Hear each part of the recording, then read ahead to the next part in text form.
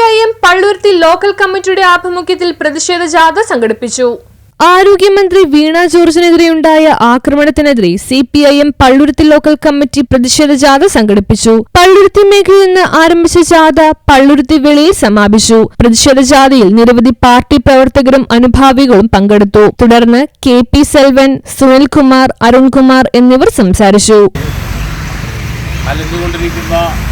കോൺഗ്രസും UDFും ചേർന്ന് കുറേ നാളുകളായി കേരളത്തിൻ്റെ സമാധാന ജീവിതം തകർത്തുകൊണ്ടിരിക്കുകയാണ്. പല രൂപത്തിലുള്ള ആക്രമണങ്ങളാണ് അവർ അടിച്ചുവിട്ടുകൊണ്ടിരിക്കുന്നത്. എങ്ങനെയെങ്കിലും ഇടതുപക്ഷ ജനാധിപത്യ മുന്നണി ഗവൺമെൻറ്റിനെ തറമെറ്റിച്ച് തെരഞ്ഞെടുപ്പിൽ അധികാരത്തിലാക്കുന്നതിന് വേണ്ടിയുള്ള ചതുരോപായങ്ങളും അവർ ആവിഷ്കരിച്ചുകൊണ്ടിരിക്കുകയാണ്. സ്വന്തം മസ്തിഷ്കം ഇല്ലാഞ്ഞിട്ട് വാടകക്കെടുത്തിരിക്കുകയാണ്. എങ്ങനെ ഈ LDFിനെ പരാജയപ്പെടുത്താം?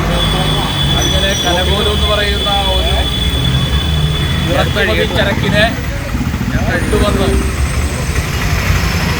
അയാൾ നിർദ്ദേശിക്കുന്ന തീരുമാനങ്ങൾ ഈ കേരളത്തിൽ നടപ്പിലാക്കുന്നതിന് വേണ്ടി പല മേഖലകളിലും പല പരിശ്രമങ്ങളും നടത്തിക്കൊണ്ടിരിക്കുകയാണ്.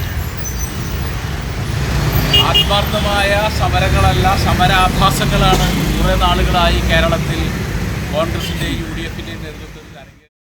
News bureau, Palluruthy.